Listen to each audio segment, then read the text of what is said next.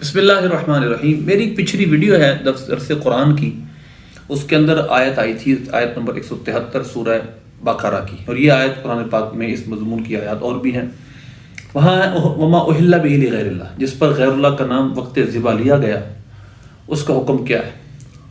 وہابیہ زمانہ کے نزدیک اس کا مطلب یہ ہے کہ میرے سامنے اگر کھانا رکھا ہے یا کوئی بھی چیز ہے، بکرا ہے یا کوئی بھی جانور، اس کو اگر یہ کہہ دوں کہ میں نے داتا صاحب کے لیے اس کو نظر کیا، یہ کھانا داتا صاحب کے نام کا ہے، یہ خواجہ صاحب کے نام، غوث پاک کے نام کا ہے رحمہ اللہ تعالی، وہ کہتے ہیں یہ کھانا حرام ہو گیا، اس پر غیر اللہ کا نام لے لیا گیا، اور قرآن پاک کی اس آیت کو کوٹ کرتے ہیں۔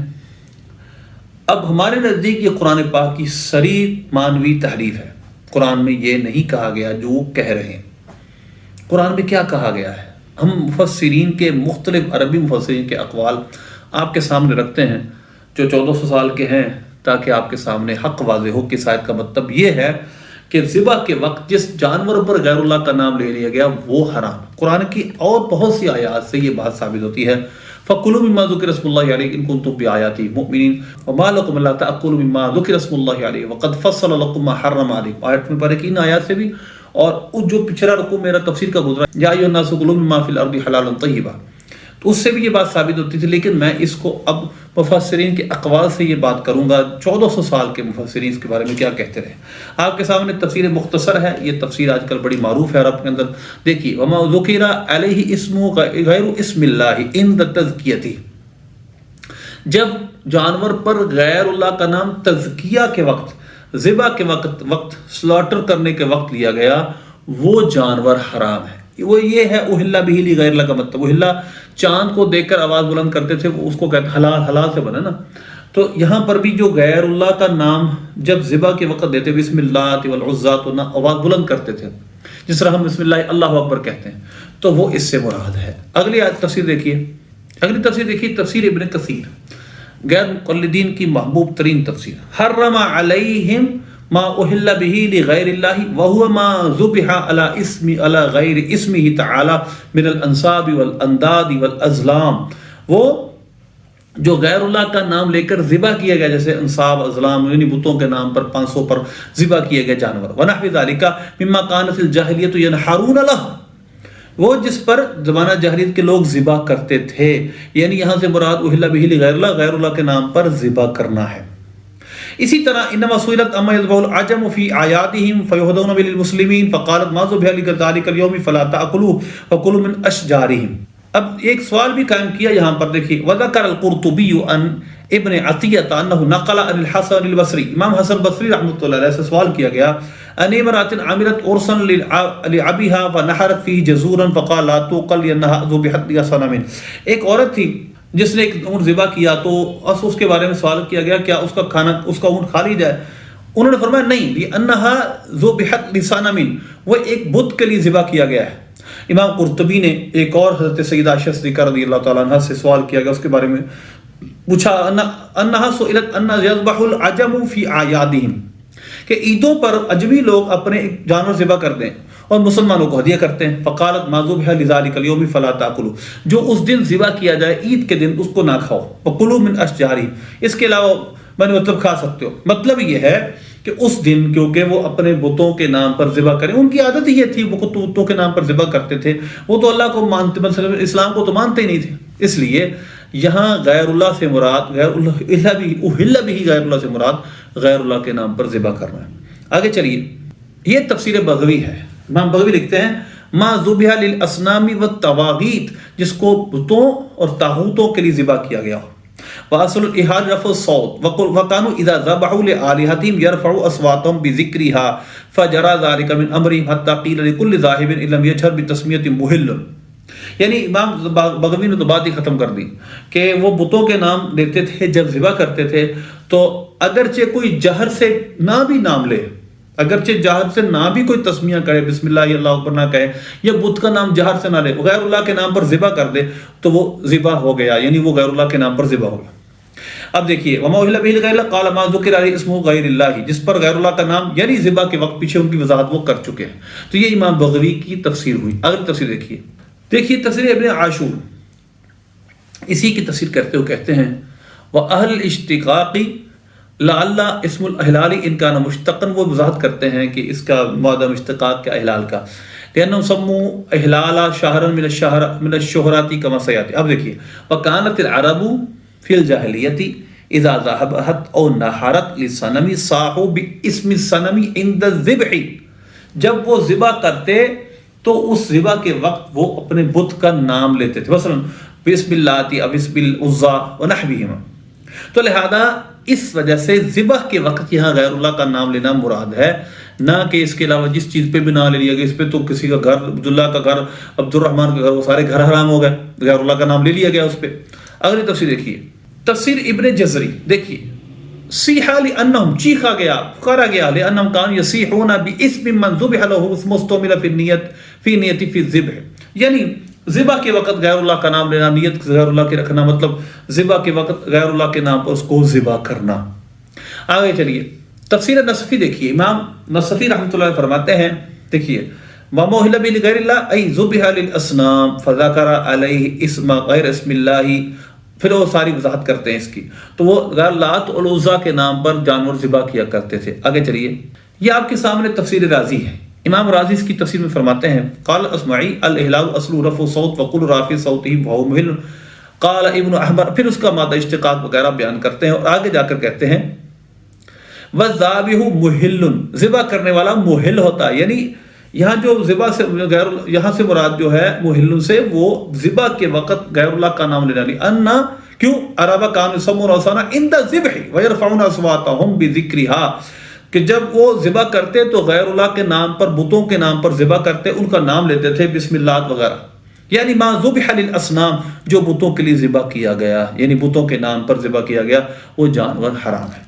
اب اس کے بعد اگلی تفسیر ماوردی دیکھیے، وما احل به لغیر اللہ، اس مراد ذبح، انما سمي الذبح احلالا لانهم كانوا اذا ارادوا ذبح ما قربوا لآلهتهم ذكروا عنده اسم آلهتهم وجهروا به اصواتهم فسمى كل ذابح جهر بتسميته ولم يجهر محلا.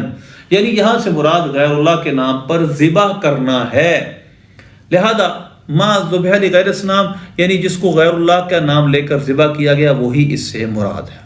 اسی طرح تفسیر مسعود، یہ آخری تفسیر ہے، تفسیریں اور بھی بہت زیادہ، میں نے اپنی ایک ویڈیو میں اور تفاسیر کا کچھ حوالہ دیا ہوا ہے. وما احل به لغیر اللہ ای ذبح لغیر اللہ کالذی یذبح للاصنام والاصنام من الاحجار والقبور ونحوها. مطلب یہ ہے کہ ان تمام تفاسیر سے یہ بات ثابت ہوتی ہے یہاں غیر اللہ کے سے مراد غیر اللہ کے نام پر ذبح کرنا ہے، وہاں بھی کوئی اشکال درست نہیں ہے. اسی طرح آپ دیکھیے سورہ بقرہ کی آیت نمبر 165 کے حوالے سے، یہاں پر بھی وہابیہ اپنی تفسیر کو اولیاء کی طرف، اپنی توپوں کا رخ اولیاء کی طرف پھیر کر ان آیات کو دھکے سے پھیرتے ہیں اولیاء کی طرف. امن الناس من یتخذ من دون اللہ اندادا، لوگوں میں کچھ لوگ ہیں انہوں نے انداد، لوگوں کو اللہ کے سوا انداد بنا لیے، ان کی ایسے محبت کرتے جیسے اللہ سے محبت کرتے ہیں، ان کے قبروں پہ جاتے ہیں، ان کے نظر و نیاز کرتے ہیں. یہ سب کچھ بیان وہابیہ کرتے ہیں اور اولیاء کی نفرت دل میں ڈالتے ہیں، جبکہ یہاں سے مراد اولیاء اللہ، یہاں سے مراد وہ ہے ہی نہیں. جن کی محبت اللہ رسول کے لیے ہو وہ محبت اس میں داخل ہی نہیں. یہ تو وہ ہیں جو بتوں سے پیار کرتے تھے اور بتوں کا وہ میرٹ سیٹ کرتے تھے جو اللہ کا ہے، یعنی وہ محبت میں بتوں کے سامنے سجدہ کرتے تھے، ان کو خدا مان لیتے تھے. یہ سب سے بڑی برائی. اللہ کی طرح محبت کا مطلب یہ ہے کہ وہ خدا مان لیتے تھے بتوں کو. اب ذرا کچھ تفاسیر میں اس حوالے سے آپ کے سامنے پیش کرتا ہوں. دیکھیے تفسیر مختصر جو عرب میں بہت زیادہ چلتی ہے، اس میں ہے يحبونهم كما يحبون الله والذين آمنوا أشد حبا لله من هؤلاء معبودات لأنهم لا يشركون مع الله أحدا ويحبون في السراء والضراء وأما أولئك فإنهم يحبون آلهتهم في حال السراء وفي الضراء فلا يدعون. مطلب یہ اللہ سے اس طرح پیار نہیں کرتے جس طرح کرنا چاہیے، یہ اللہ کے ساتھ شریک ٹھہراتے ہیں، اللہ کے سوا کسی کو خدا مانتے ہیں. اگر یہ تفسیر دیکھیے، یہ تفسیر ابن کثیر ہے. دیکھیے یذکر تعالی حال المشرکین به فی الدنیا وما لهم فی دار الاخرۃ حیث جعلوا اندادا ای امثالا ونظران یعبدونهم معهم ویحبونهم حبی. یعنی انہوں نے اللہ کی نظیریں بنا لی ہیں، وہ اللہ کے ساتھ اس کی عبادت بھی کرتے ہیں، اس کو بھی خدا مانتے ہیں، اور وہ حالانکہ ایمان والے صرف اللہ کی عبادت کرتے ہیں. لا ند لہ ولا ند لہ ولا شریک معہ، نہ اللہ کی کوئی ضد ہے، نہ اللہ کی کوئی ند برابر ہے، نہ کوئی شریک ہے. تو لہذا یہاں سے مراد کیا ہے؟ یہاں سے مراد غیر اللہ کی عبادت. تفسیر بغوی دیکھیے، وَمِنَ النَّاسِ مَن يَتَّخِذُ مِن دُونِ اللَّهِ أَندَادًا أَيْ أَصْنَامًا يَعْبُدُونَهَا، انہوں نے بت بنا لیے، اپنے خدا بتوں کو بنا لیا. یہ ہے ان کی اللہ کی طرح محبت کرنے کا مطلب.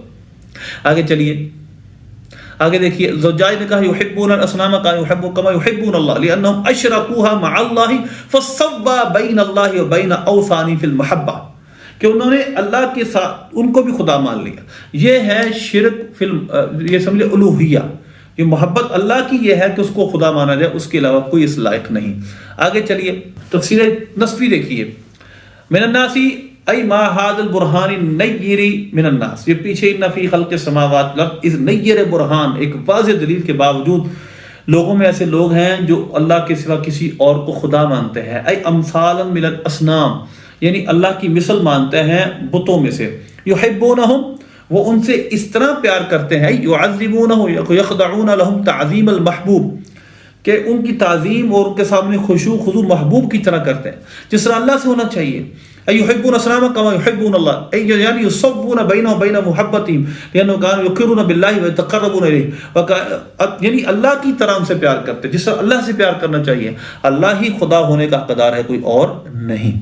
اب آگے بھی اس کی وضاحت کرتے ہیں، والذین آمنوا اشد من المشرکین مشرکین لآلہتہم لأنہم لا یعدلون عنہ الی غیر بحال، یعنی اللہ کے ساتھ اللہ کا برابر کسی کو نہیں ٹھہراتا، بخلاف مشرکین کے کہ وہ شدائد میں سختیوں میں اللہ کے ساتھ ان کو برابر کا شریک ٹھہرا لیتے ہیں، ان کو خدا مان کر ان سے استمداد کرتے ہیں.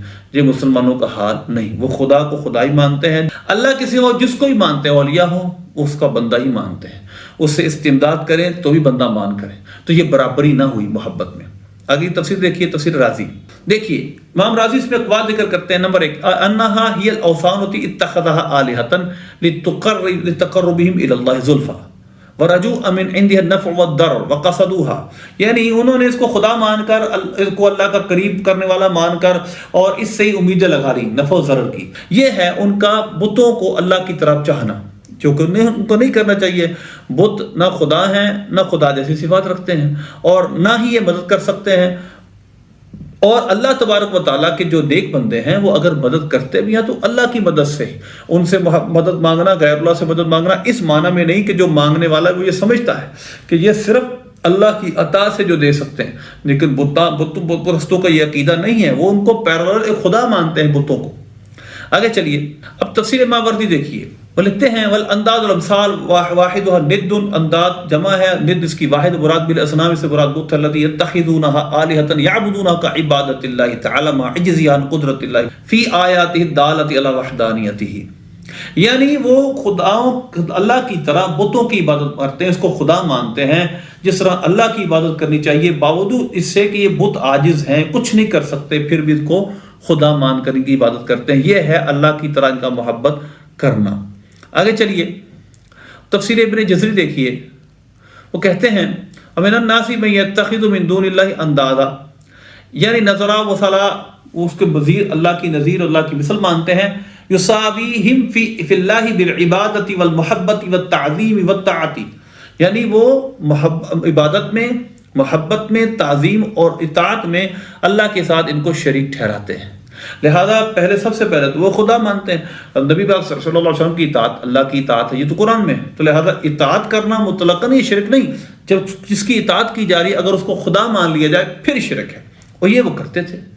آگے چلیے، والذین آمنوا اشد حبا للہ کی تفسیر کرتے ہیں ای من اہل الانداد لانہ اخلصوا محبۃ لهؤلاء شرکوا بها، کہ اللہ کے ساتھ ہی ایمان والوں کی محبت خالص ہے، وہ اللہ کے ساتھ کسی کو خدا نہیں مانتے، اور یہ سب اللہ کے ساتھ کسی کو شریک ٹھہراتے ہیں. یہ ہے اللہ کی طرح محبت کرنے کا معنی جو ان تفاسیر سے ثابت ہوتا ہے. اللہ ہمیں صحیح معنوں میں حق ماننے کی توفیق عطا فرمائے. اولیاء اللہ کا پیار و محبت، اللہ کا پیار محبت ہے، وہ اللہ کے لیے ہے، اور ان سے اگر کوئی استمداد بھی کرے تو اس سینس میں ہے کہ وہ خدا کے بندے ہیں، خدا نہیں ہے. اللہ سے دعا عمل کی توفیق عطا فرمائے.